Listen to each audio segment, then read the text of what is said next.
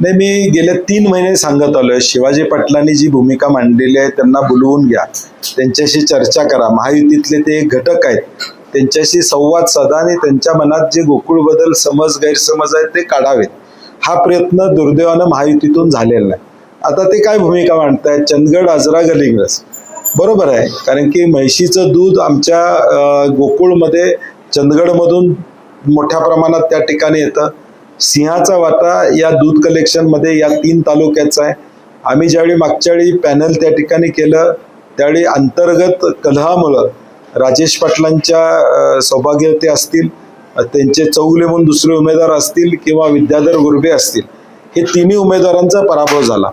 माई रेडेकर मामी या एकट्याच निवडून आल्या आणि म्हणून त्या भागातून नेतृत्व असलं पाहिजे ही भूमिका ते त्या ठिकाणी मांडतात.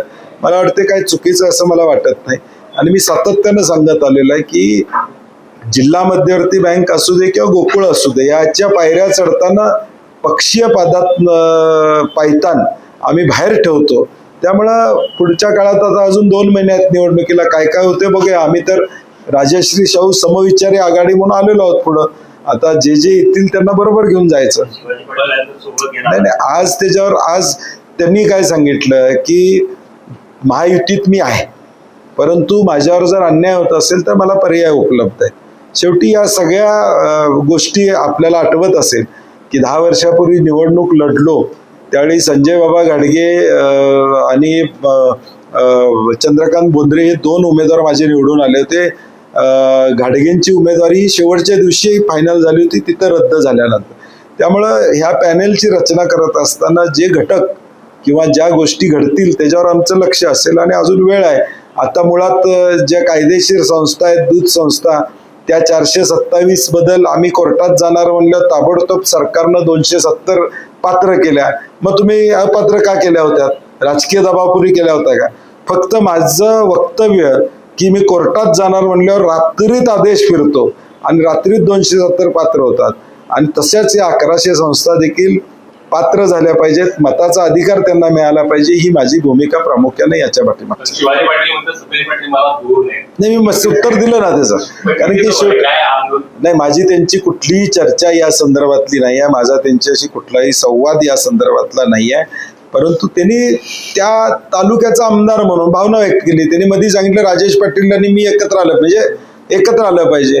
शेवटी प्रत्येक नेतृत्व जे करतं, आम्ही आता कोल्हापूर म्हणून कोल्हापूरचा विचार करतो, ते तालुक्यातले आमदार आहेत, ते तालुका म्हणून तालुक्याचा विचार करत असतील तर काही अयोग्य असं मला वाटत नाही. पण काल बोलताना त्यांनी उघडपणे चंद्रकांत दादांच्या बद्दल देखील नाराजी व्यक्त केली. भाजपमधल्या 2 बड्या घराण्यांची नावं घेऊन हा पक्ष त्याच लोकांकडे चाललाय का, असा प्रश्न देखील त्यांनी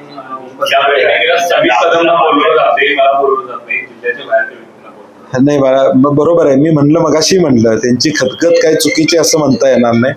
ते महायुतीचे आहेत, सातत्यानं सांगतात की महायुतीचं आहे, मी देवेंद्र फडणवीसांच्या पुढे जाणार नाही हे सांगत असताना त्यांना विश्वासात घेतलं पाहिजे. साधारणपणे सगळ्यांशी चर्चा करत असताना घ्यावं, त्यांची अपेक्षा असणारच. आणि कोल्हापूर जिल्ह्याचा निर्णय होत असताना कोल्हापुरातले माणसं असणं हे म्हणणं त्यांचं काही चुकीचं असं मला वाटत नाही. एकीकडे पालकमंत्री असं म्हणतात की सतीश पाटील यांचं आमच्या सगळ्यांच्या हालचालीवर बारीक लक्ष आहे. इतके सगळे नेते एकत्र येऊन सुद्धा सतीश पाटलांची धास्ती माहितीने घेतलेली असं म्हणायचं नाही. धास्ती नाही, माझी भूमिका ही दूध उत्पादकाच्या बाजूची आहे. मी नेहमीच ज्यावेळी 10 वर्ष ही गोकुळची निवडणूक मी लढवतोय, एक विचारानं निवडणूक लढवतोय की कार्यकर्त्याला तिथं संचालक म्हणून संधी देत असताना जो दूध उत्पादक 5.5 लाख या जिल्ह्यातला आहे त्याला न्याय मिळाला पाहिजे. आम्ही कोट्यावधी रुपये गोकुळचे मागच्या 5 वर्षामध्ये वाचवलेले आहेत. 12 ते 14 रुपयाचा दर जास्त दिलेला आहे. आणि म्हणून दूध उत्पादकांची धास्ती त्यांना आहे, माझ्या धास्तीपेक्षा दूध उत्पादकांची धास्ती. शिवाजीराव पाटलांनी प्रकाश गोकुळ आम्ही जिल्हा बँकेत लक्ष घालणार, तर हेच लक्ष वाल्मिक सुद्धा नाही, मी वैयक्तिक कोणावर बोलणार नाही, कारण की शेवटी जिल्हा बँक ही जिल्ह्याची बँक आहे. वारणा वैयक्तिक त्यांचा त्या ठिकाणी संघ आहे, त्यामुळे त्याच्यावर मी बोलणं संयुक्तिक ठरणार नाही. परंतु जिल्हा बँकेत सुद्धा त्यांनी लक्ष घालण्यापूर्वी त्यांना बोलवून घेतलं पाहिजे, त्यांच्याशी चर्चा केली पाहिजे. त्यांच्या मनात प्रकाश बेलवडे किंवा शिवाजी पाटलांच्या मनात काही शंका असतील तर त्याची उत्तरं त्या ठिकाणी दिली पाहिजेत, समाधान केलं पाहिजे. शेवटी सहकार काय आहे, सगळ्यांना बरोबर घेऊन जाणाऱ्याला सहकार म्हणतात. त्यामुळे त्यांना विश्वासात घ्यावं अशी आमची महायुतीला विनंती आहे. कारण की महायुती आहे ती, म्हणजे हिमालयासारखी महायुती आहे, आम्ही सह्याद्री आहे. या सगळ्या गोष्टींच्या निवडणुकीच्या पार्श्वभूमीवर खालचा मुद्दा पुढे आला. त्यानंतर त्याच्यावर बोलले मी परवा, गोकुळच्या ब्रँडला धक्का पोहोचताना फार होता. त्याच्यावर मागच्या वेळी पण बोललो की गोकुळचा ब्रँड टेकला पाहिजे ही भूमिका आहे. नाही, खरंच त्या ब्रँडला धक्का पोहोचतोय का? नाही काय हवं? नाही माझं म्हणणं आहे की आपण राजकारण आपल्याकडे ठेवूया, परंतु गोकुळ टिकला पाहिजे. हा 5.5 लाख शेतकऱ्यांचा जीवन मरणाचा प्रश्न आहे, तो टिकला पाहिजे अशी आमची भूमिका आहे. गोकुळच्या निवडणुकीच्या निमित्तानं पूर्ण तयारी झाली का लढण्यासाठी कशा प्रकारचा निकाल येईल? कारण दुसरीकडे आपण पाहतो की म्हटलं जातं की 25 आमचे सर्व असं महानगरपालिकेला पण म्हणलं गेलं होतं की काँग्रेसचे 5-7 माणसं येतील, तब्बल 34 माणसं कोल्हापुरातल्या स्वाभिमानी जनतेनं निवडून दिलेले आहेत आणि हा निर्णय दूध उत्पादक घेणार आहेत की बाबा कुणाचे 25 निवडून आणायचे, कुणाची किती निवडून आणायचे. आता हळूहळू लक्षात येईल लोकांच्या देखील की बाबा जे वक्तव्य करतायत त्यांनाही अंदाज येईल की उद्याच्या भविष्यकाळात काय घडणार आहे जिल्ह्यामध्ये.